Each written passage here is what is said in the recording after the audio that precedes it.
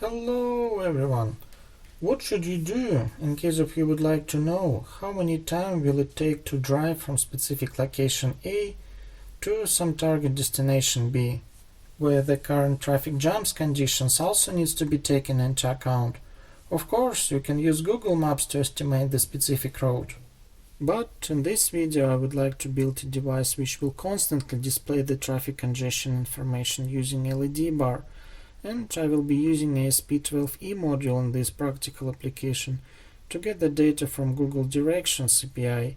This will help to understand what's the overall situation on the road in respect of traffic jams.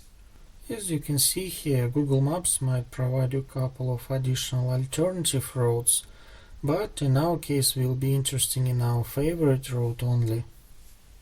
This way our device might be more convenient to use to get the current traffic situation, as it will display this information constantly, and it will not be required to wait until your personal desktop computer will be booted to check the Google Maps.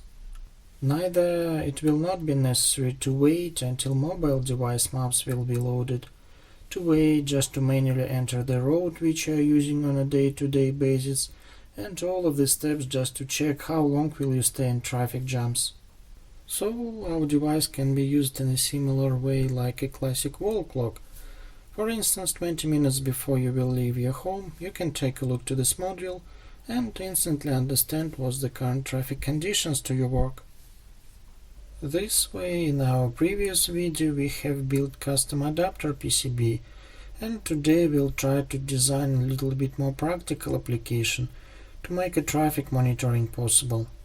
So in this video I will show how to make a schema design in KiCad, then we'll try to make this schema testing on a breadboard. Also I will be covering PCB layout design for our device and brief overview of Google Maps Directions API, which will work as a standard REST API service for our application. Here we are, back to our KiCad application, and I'm using version 5.1.9 here.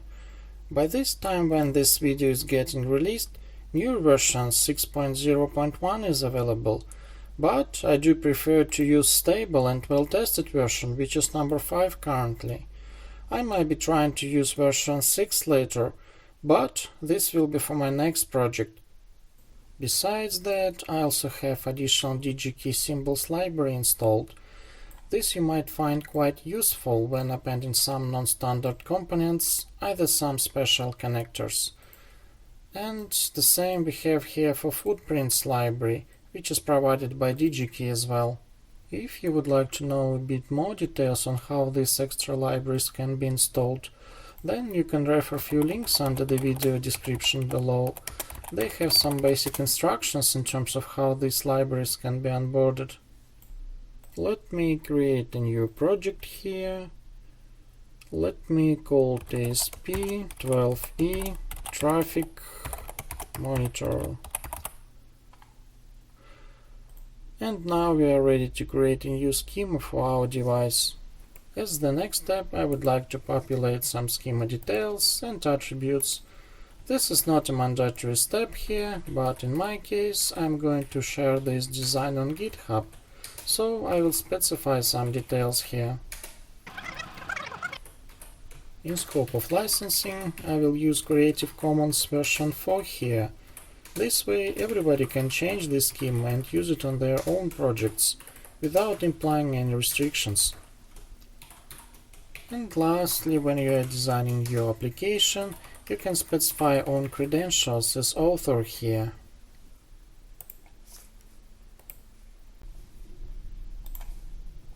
We can start with the ESP module placement, the same way as we have done it last time. Also I will need shift register here. This will help us to reduce amount of pins allocated from ESP module, as we'll need to control 8 LEDs in total. You can check some details under datasheet here.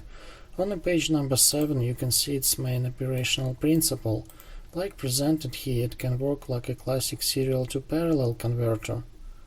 It acts like a stack in general terms. On the serial line you can set the corresponding bit value, while as our clock signal will push this bit into the stack. And here you can see how this bit will be shifted through the stack while toggling SR clock line. If you would like to know a bit more details about shift registers, I would recommend to watch a separate video on this topic. I will put a link under the video description below. Our integrated circuits will use 3.3 volts logic, so I will apply a node with corresponding voltage level here. Now we can connect relevant signal lines to our shift register, and I will do it by placing net labels. This way shift register will allocate just 3 pins from our ESP module, while the number of controlled LEDs will be 8.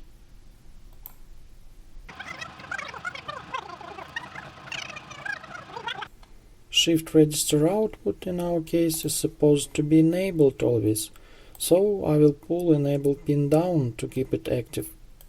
And we don't have a requirement to clear our stack on demand. This way signal line to clear register can be pulled up to high level. Now I would like to place 2 jumper connectors here. This will allow me to switch between ESP programming mode and execution mode. So you can use this type of jumpers to switch between ESP programming states. They use it quite often when you would like to pre-configure your PCB with specific operational mode. Standard 2.54mm pin header connectors are compatible to be used here with these jumpers. Let me make corresponding connections here. This way we can establish where the GPIO 0 pin will be pulled up to use ESP module in application run mode. Either it will be pulled down to trigger ESP flash mode. You have to make sure to short only one of them. In case of top connector will be shorted, you will get ESP application execution mode. In case of bottom one will be shorted, ESP programming mode will be enabled. And of course you should use one jumper only. If you will place 2 jumpers simultaneously, then you will get a short circuit. As the next part, I will place another connector here, which will be used for UART communication. This PCB will not have USB to serial converter, so we have to use external one.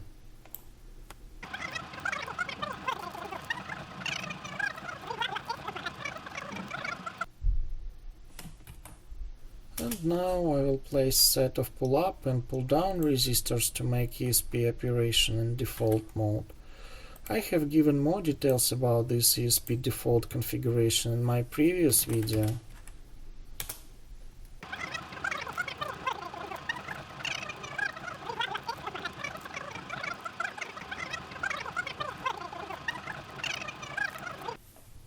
I would like to power my PCB using micro USB connector. Here I'm using special symbol provided by DGKey library. And will not use this connector for any other purposes except powering our device. So I will mark all unnecessary pins with not connected flag. Only 2 power pins will be used as a result. And here you can see default footprint associated with this connector. Unfortunately, my micro USB connector model doesn't match this default footprint, so I have designed my own custom footprint here. Together with KiCad project, you also can download this custom footprint from my website. This can be used if you will order exactly the same micro USB connector. Link to AliExpress with this exact connector model I will place down below in the description. So let me apply this footprint here. USB power supply line will give us 5 volts, but we'll need 3.3 volts to drive our ESP module. This way I would like to place AMS1117 voltage regulator here. Now I just need to append few bypass capacitors on input and output stages for this AMS module.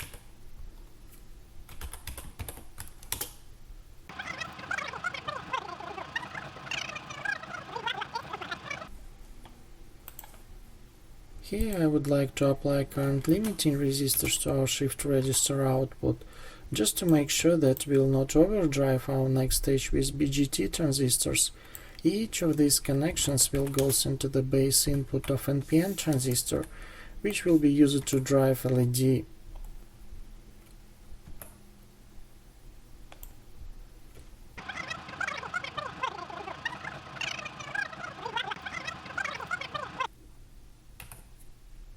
And now we have the final stage here to build LED bar. This bar will be used to display the level of traffic jams on a selected street. I would like to drive my LED with 5V supply, as LED will have quite huge voltage drop, it's more than 2 volts. But our integrated circuits will have 3.3 volts logic, so I will be making voltage level shift here, using BJT transistors. And as I have mentioned before, to drive these transistors, shift register output stage will be used here.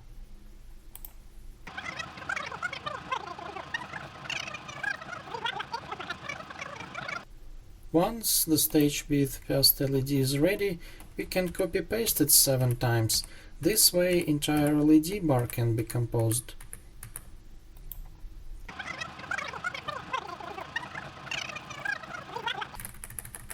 In my project design I'm using quite bright green color LEDs, so as a current limiting resistors I'm applying 2 kΩ values here. This point you also need to take into account. If you are ordering ultra bright LEDs, then 1 mA of current will be more than sufficient to drive them.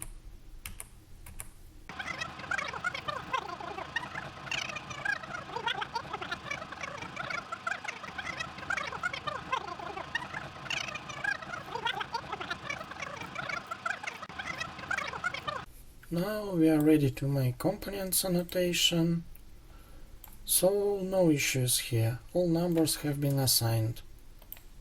Also let me check design rules here. No issues here as well. At this stage we can make footprints association with specific symbols. As you can notice here, all components from DGKey library already have footprint associated. And here we have our custom footprint assigned to micro USB symbol. I will be ordering shift register with SOIC16 form factor, so let me apply corresponding footprint here. And for capacitors and resistors I would like to use 0603 form factor, which will make hand soldering more convenient.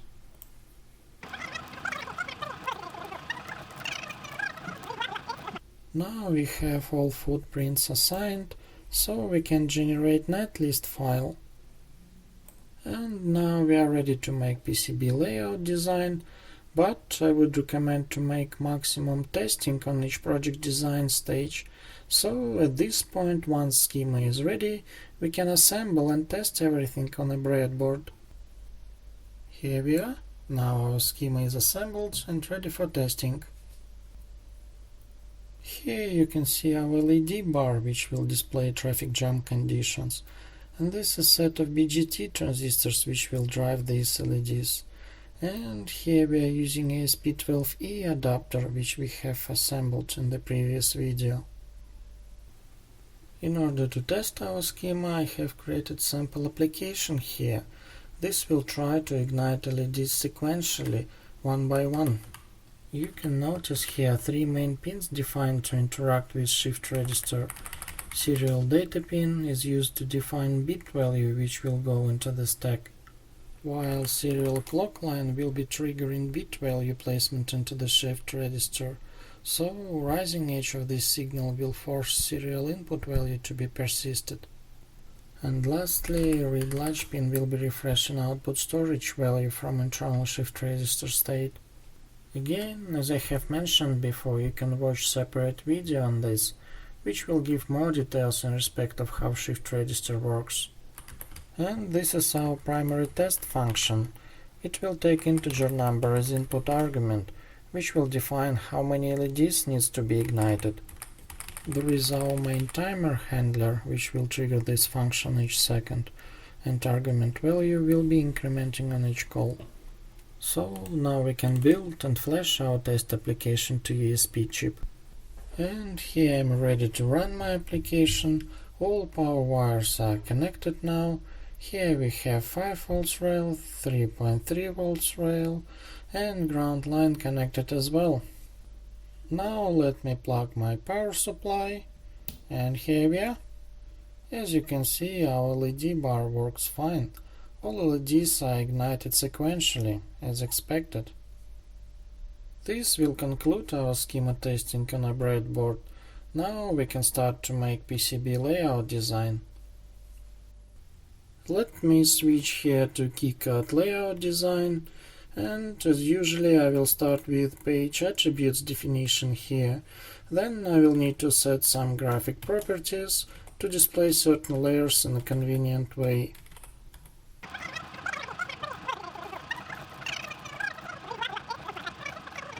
As the next step, I would like to draw PCB outline, and here I will use paper drawing again with coordinates set as a reference, so I can start with fiducial points placement on a user's drawing layer.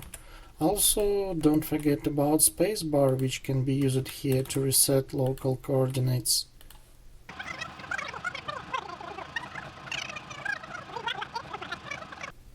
At this point we are ready to place our components, so we just have to load them from netlist file. Here we are. This is a full set of our components, and let me start with the ESP module placement. This should go directly in the middle.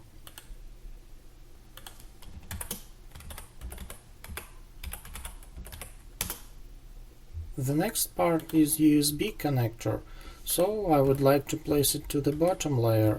You can do this by swapping layers using F key. This also needs to be aligned to PCB edge marker.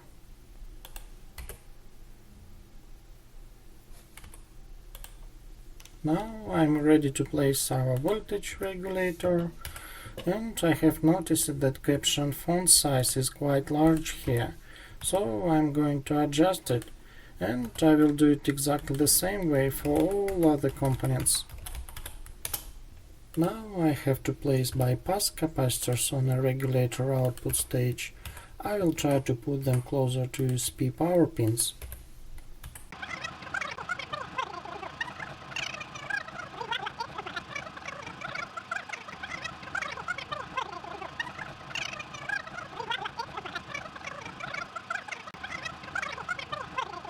Here I am ready to place our LEDs, which will form a LED bar as a result. Initially you can move them to approximate positions. Also, I would like to make diode seal screen labels hidden here, as it might be not very useful for indication. This can be achieved by moving these labels into front fabrication layer, so I will repeat exactly the same procedure for all other LEDs. Now we can set accurate position for the first LED. This can be based on exact input coordinates. Once it is set, we can lock this LED, and afterwards we can select all LEDs and align them to the left side. Once aligned, we can distribute them vertically. This will maintain consistent distance between them.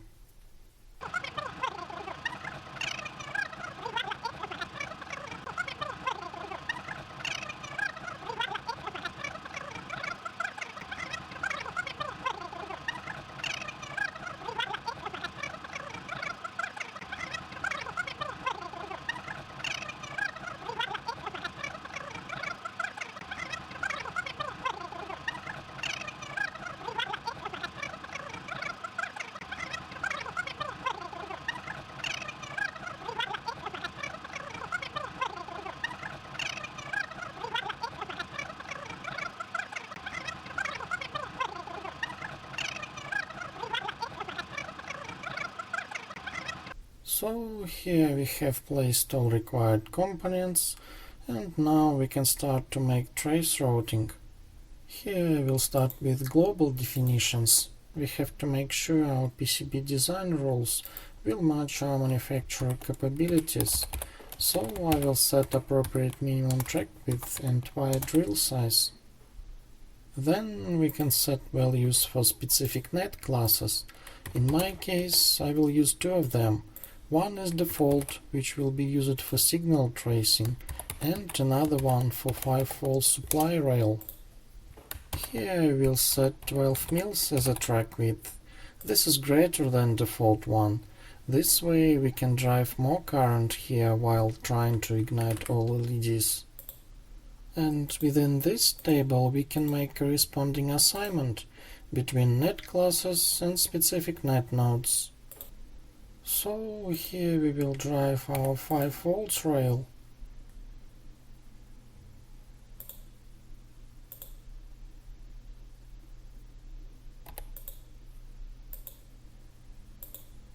And you can notice that all LEDs will be driven by 5 volts.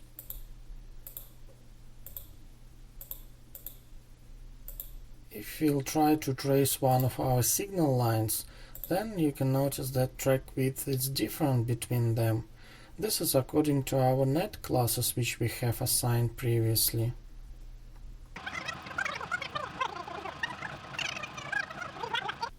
My bottom layer will have ground plane fill, so I will prepare some wires in advance for ground nodes. This way G&D connection will be established to the bottom layer plane.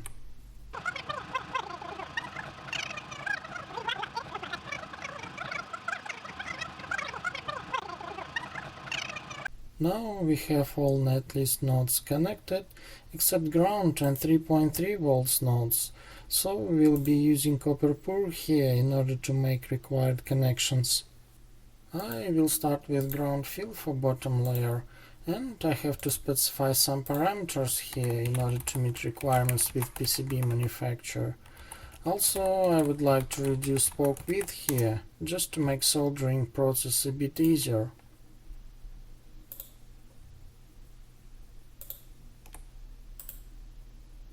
Before we will make top layer copper pure, I would like to set exclusion zone. You might find this recommended in some datasheets to keep this part underneath the ESP module empty. This might be applicable if you will have noisy voltage converter output placed on the top layer. Once it is done, we can fill out our top layer, so I will use 3.3 volts net node to fill it, and other parameters I will set the same.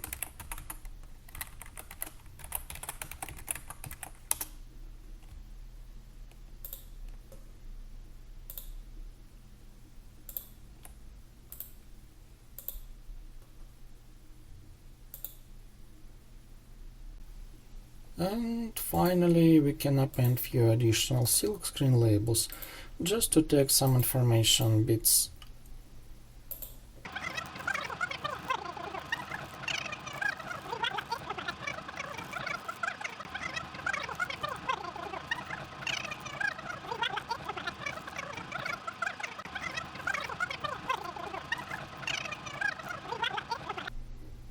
This is the final view how our PCB will looks like, and we can use 3D viewer tool to check the overall outline.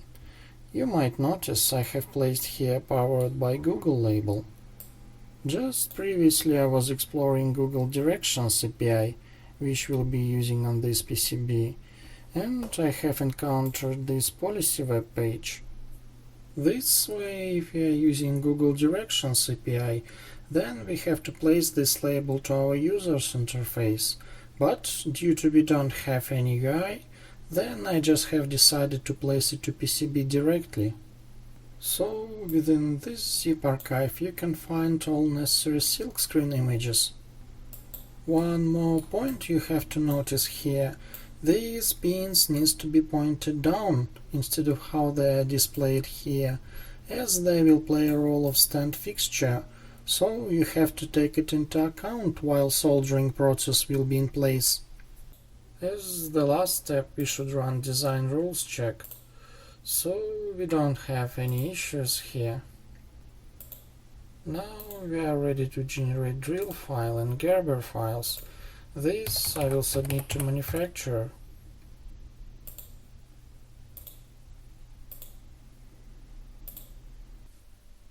Few weeks later, I have received this package. Let's open it and let's check our PCBs.